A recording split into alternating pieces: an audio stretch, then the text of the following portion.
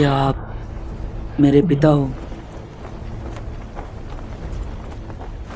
मेरे बच्चे, तुमने बहुत कुछ सहा है। पिताजी, जब आपकी डेथ हुई उसके बाद आखिर क्या हुआ था? एक पिता होने के नाते मैं जानता हूँ तुम्हारे मन में बहुत सवाल है, लेकिन कुछ सच्चाई का अभी सामना करना बाकी है।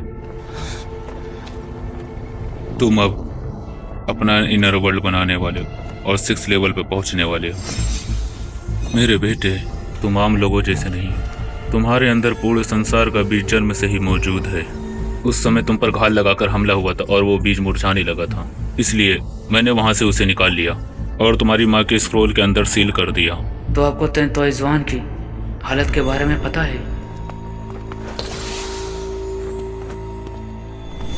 हाँ, तुम मुझे ना कुछ करने के लिए दोष दे सकते, लेकिन मैं हेवन और अर्थ की बेरुखी पे दुखी था। एक समय मुझे भी यही शिकायत थी, लेकिन अब कोई शिकायत नहीं है। अतीत की सारी मुश्किलें आखिरकार एक दिन तुम्हारे सर का ताज बनेंगी। इसके अलावा उस समय जो भी वो उसके पीछे छुपा सच भी है। तुम पर हमला होने के बाद मैं एक ऐसे व्यक्ति के साथ मिला जिसकी शक्ति आसमान तक पहुंचती थी। तुम 4 साल तक अपनी बॉडी से लड़ते रहे। तेंतोइज़वान सिर्फ एक मोहरा थी। उसकी पावर आसमान तक पहुंचती थी? चैन जहां, तुमने वाकई सब कुछ सोच समझ के किया। अगर तुम ये लड़ाई हार गए, उसका कॉन्फिडेंस अधूरा रह जाएगा और उसकी कल्टीवेशन हमेशा के लिए रुक जाएगी। मैं चैन परिवार का मेंबर हूँ। मैं आसमान और धरती से लड़ता हूँ, फिर किस बात का डर? भले एशियंट टाइम में आपका बहुत सम्मान हो रहा हो, लेकिन अगर आपने मेरे बेटे के खिलाफ साजिश की तो मैं आपको नहीं छोड़ूंगा। आखिर ऐसे पावरफुल लोग मुझे निशाना क्यों बना रहे हैं? जिसे तुम लोग कारण या परिमाण कहते हो, वह हमेशा फिक्स नहीं होता। इसे ही किस्मत कहते हैं, लेकिन असल में यह शक्तिशाली लोगों द्वारा बनाई गई एक कैद से ज्यादा कुछ नहीं। ये बीज आखिरकार फिर से ठीक हो सकता है। क्या तुम तैयार हो? पिताजी, तुम 10,000 साल बाद लौटे। तुम अपने लिए नहीं जी रहे, तुम उन लोगों के लिए जी रहे हो जो मर चुके हैं, कभी नहीं लौट के आएंगे। उस इंसान के लिए जी रहे हो जो तुम्हारे दिल में गहराई में बसा है। तुम इस बिखरी हुई दुनिया को फिर से जोड़ने का रास्ता तलाश कर रहे हो। पिताजी, आप और माँ आखिर कहाँ हैं? शक्ति शून्य को चीर देती, आगे का रास्ता तुम्हें खुद तलाश करना होगा। मेरे बेटे, जब भी आसमान में चमकता हुआ चांद दिखाई दे, हम सब तुम्हें देख रहे होंगे। अब ये सब तुम्हें ही संभालना होगा।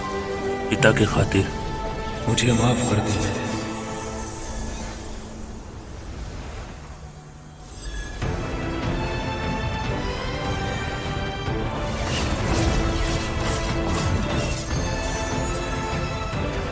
पिताजी, मैं आपको कभी निराश नहीं करूंगा। कितना समय बीत गया, ऐसा लगता है जैसे मेरी तकलीफ और भी बढ़ गई। यहाँ बैठकर अंदर को खोलना, बाहर को बंद करना। हेवन और अर्थ मेरे अंदर है। हेवन और अर्थ आखिर क्या है? बच्चे, तुम इतने भी बेवकूफ नहीं हो। इतने जल्दी अपने अंदर की दुनिया बना ली। शुक्रिया सीनियर, आप मजाक कर रहे हो? इसकी कोई जरूरत नहीं, लेकिन अगर भविष्य में तुम सही मार्ग पे आगे बढ़ो, अपने रियलम को इवॉल्व करो, तो मेरे कुल्लून डीमन क्लेन के लिए कोई अच्छी जगह जरूर ढूंढना और वहां 10,000 मीटर इमोर्टल डीमन का स्टेचू बनवाना। तब आज तुम्हें गाइडेंस करना बेकार नहीं जाएगा।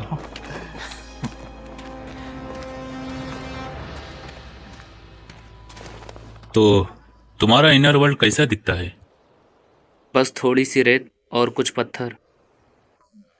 निराश मत हो। शुरुआत में रेत का एक कण और पत्थर होना नॉर्मल बात है, लेकिन इसे बनाने में दशक या सदियां भी लग जाती हैं। रुको, तुमने इमोर्टल कहा? दुनिया अभी बनना शुरू हुई, अभी तो शुरुआती हालत है। इसकी नींव काफी अच्छी है। इसमें मेरे पहले वाले अंदाज का 80% पहले से है, और इससे भी रियल बात है इसका ऐसा माइंडसेट होना। अगर तुम्हें कुल्लून से किसी मदद की जरूरत हो तो बेझिझक कहना। सच कहूँ तो सीनियर, मुझे आपसे एक मदद चाहिए। मैं पूछना चाहता हूँ, क्या इस दुनिया में अभी भी मिस्टीरियस रियलम मौजूद हैं? ईस्टर्न लैंड में रॉयल फैमिली का जाने वाला डू फैमिली अचानक आके गायब हो गया। क्या ऐसा हो सकता है कि वो भी सीक्रेट रियलम में छुपे हैं? हाँ, ईस्टरलैंड जितना दिखता है उतना सिंपल है नहीं। कुछ पावरफुल लोग इमोर्टल दुनिया में कदम नहीं रखते, जैसे क्योस्टिक बैटल और टूम राइडिंग।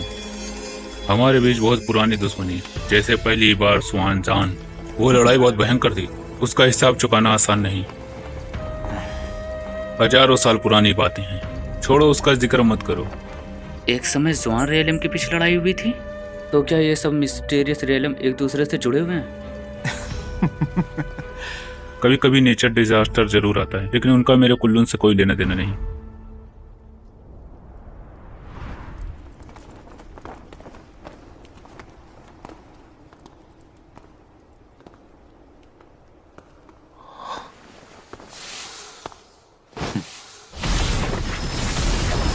ये मेरा महल है और यहीं से अलग अलग मिस्टीरियस रेलों में जाने का रास्ता है। पिछली बार जुआन के हारने के बाद हमने इन सभी रास्तों को बंद कर दिया था। 10,000 ग्रेट माउंटेन, नॉर्थर्न डेमन का ठिकाना, eastern royal family, east nether Iceland और भी बहुत कुछ। सीनियर, क्रॉससेट का भी अपना एक सीक्रेट रियलम है। ये सेक्ट अभी तक खत्म नहीं हुआ। ये दिव्य गरुण की छोड़ी हुई ईगल आई है, इसे देखो। तुम्हारा वो लॉज इतना मिस्टीरियस क्यों है? बूढ़े ड्रैगन, पहले मुझे पेट भर के खाना पीना दो, फिर मैं तुम्हारी मदद करूंगा जी। ऐसा तो नहीं कि तुम मिस्टीरियस रेलम के ट्रेडर का निशाना बना रहा है जी।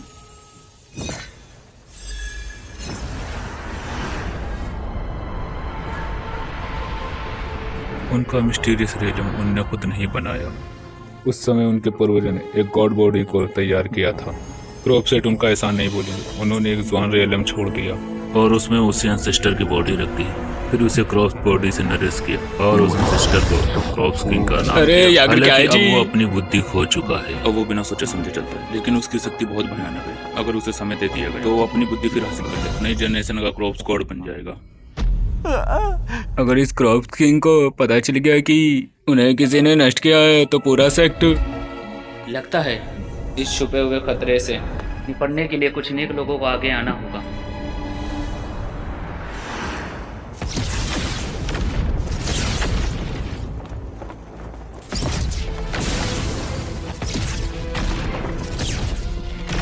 कुछ गड़बड़ है, कोई हमारी मिस्टीरियस रेलम पर हमला कर रहा है। चिंता मत करो, ये सब इसीलिए है, सभी ताकतें हमारी डू फैमिली से डरती हैं। उन्होंने रास्ता पहले ही बंद कर दिया। हजारों सालों से डू फैमिली के मिस्टीरियस रेलम में कोई जिंदा इंसान घुस नहीं पाया। आज उसने गलती से पेंगोलिन सीनियर का कब्जा कर लिया। ये कुल्लून का बेहद कीमती खजाना है, ये किसी भी मिस्टीरियस रेलम को तोड़ के खोल सकता है। सीनियर, चिंता ना करें, ये ट्रेजर बहुत इंपॉर्टेंट है। मैं अभी आपकी मदद से इसे ढूंढता हूँ ताकि ये ट्रेजर अपने असल मालिक तक वापस पहुँच सके। ठीक है, ये काम मैं तुम पे सौंपता हूँ, जल्दी करना।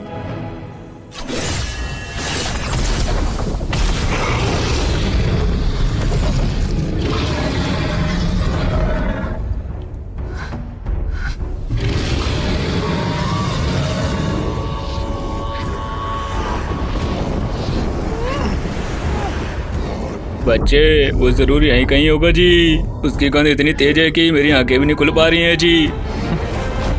चलो चल के इस पैट्रियार्च किंग से मिलते हैं।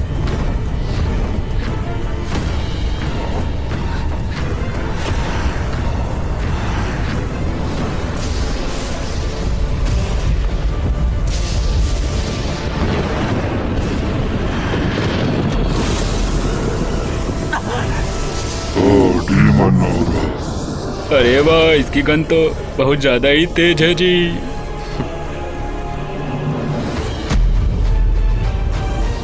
मैं ईस्टर्न इंपीरियल क्लैन से डू हाउ। आज मैं खास तौर पे इविल स्पिरिट का खात्मा करने आया हूँ, क्रॉपसेट को नष्ट करने आया हूँ। मेरी 7 हेवन डिफेंडिंग स्वॉर्ड, सीटियन 7 divine sword. Mudongwa, Chandu Dabarnya Dakya है।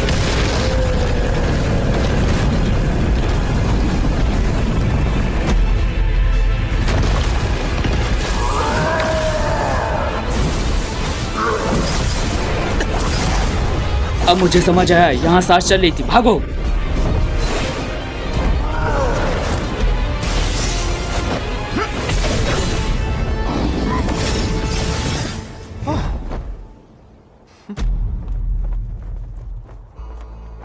और हार भी जाए तो भी कोई फर्क नहीं पड़ेगा। हमारे डू फैमिली की ताकत के सामने चिन्नान तो दूर की बात है। अगर कई बड़े होली लैंड भी मिलकर हमला करें, अभी वो हमें थोड़ा से भी हिला नहीं सकते। बुरा नहीं है, वो चिन्नान तो बस एक आवारा कुत्ता है। थोड़ी सी ताकत क्या हासिल करनी, उसकी सूरत हमारे ईस्टर्न लैंड के रॉयल फैमिली के बराबर पहुंच गई।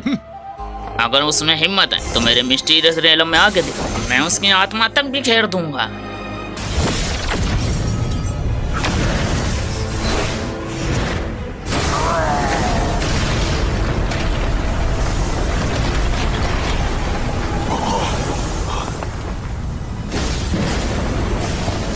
क्रिस्टल टूट गया। किसने हमारे स्टैंड के रॉयल फैमिली को नाराज किया?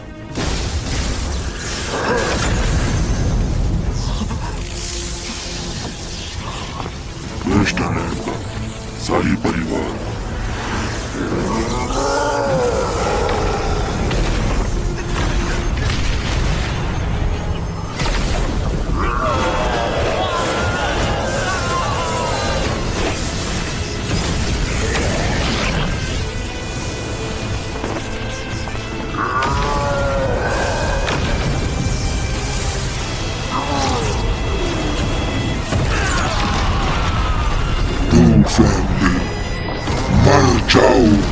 अरे अरे अरे, ये कहाँ गायब हो गया जी? अरे मैं तो बस उसे मजे से देख रहा था जी। मैं डू फैमिली को अपने माँ बाप के लिए रोता हुआ देखना चाहता था जी। अभी अभी स्वान लेवल की लड़ाई बड़ी जबरदस्त थी। मेरे लोगों का पता अब नहीं चल रहा। अभी तक कोई साइन नहीं मिला। इससे कोई फर्क नहीं पड़ता, दोनों इवल क्लैन आपस में लड़ते रहते। आखिर में दोनों को पूरी तरह नाश होना तय है। आज आपकी मदद के लिए शुक्रिया सीनियर। आखिरकार उसने पैट्रियार्च वांग का सहारा लेकर डू फैमिली का मनोबल तोड़ दिया। अब समझ आया कि उनकी टीम वर्क इतनी मशहूर क्यों है। अरे बच्चे, तुम भी बहुत शरारती हो जी। हर बात का दोस्त मुझ पर मत डालो जी। मुझे लगता है तुमने सच में बॉडी कंट्रोल करने की कला सीख ली। 100 फ्लावर वैली की पाबंदी अभी तक नहीं हटी है, लेकिन इस लड़ाई में डू फैमिली की ताकत कम हो गई है।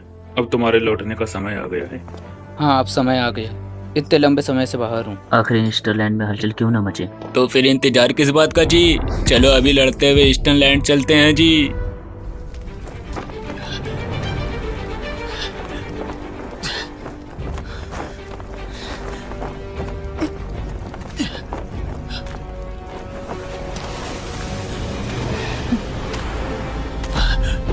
सियाओ पैलेस का डिसेंडेंट बहुत कमजोर निकला। अगर मुझे मारना है तो मार दो। तोरे सामने मौत फिर भी अकड़ दिखावत हो। जुआन युआन किंग और शीथोंग हार गए हैं। तुम भी जल्दी हार मान लेबो। मैं जियाओ पैलेस का डिसाइबल हूँ, जीने मरने से नहीं डरता। हेवन और अर्थ का इंसाफ होगा, और ये इंसाफ हर हाल में होकर रहता है।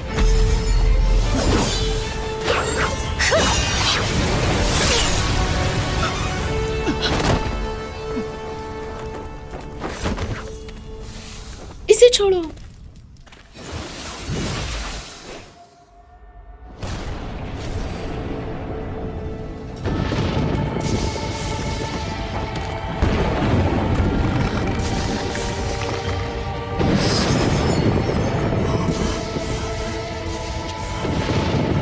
ने जबरदस्ती इस जगह पे कब्जा कर रखा और हमारे दोस्तों को मार दिया।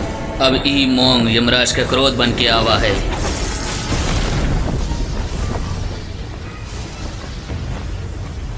इंतजार कर ही, खून के बदला खून से लियल जाई।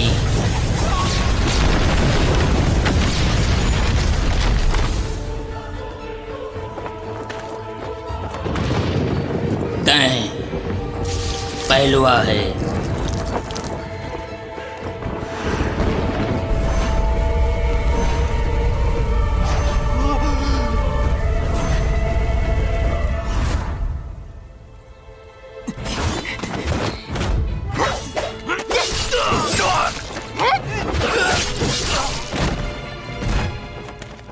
वंकर, इतनी मासूम बनने का नाटक मत करो। आखिरकार तुम डू परिवार का हिस्सा बनने वाली हो। उस डुआओ का पहले हमला करने का इंतजार से अच्छा कि तुम पहले मेरे साथ चलो। हम दोनों एक खुशहाल जोड़ी बन सकते हैं। क्या कहती हो?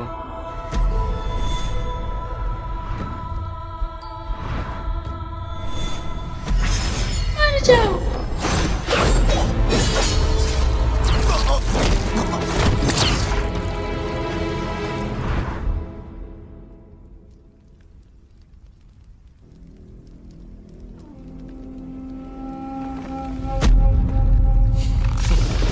छोटे मोटे लोग खुद को विनाश का अवतार कहते हैं।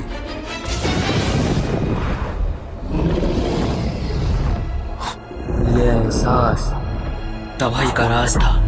दोस्तों, वीडियो अच्छी लगे तो लाइक कर देना और चैनल को भी सब्सक्राइब कर लेना, और हाँ, अपने एनिमे लवर दोस्तों को शेयर भी कर देना। थैंक फॉर योर सपोर्टिंग, और हाँ, वीडियो को हाइप करना ना भूलना। अब मिलते हैं नेक्स्ट वीडियो में, तब तक आप लोग अपना ख्याल रखिएगा।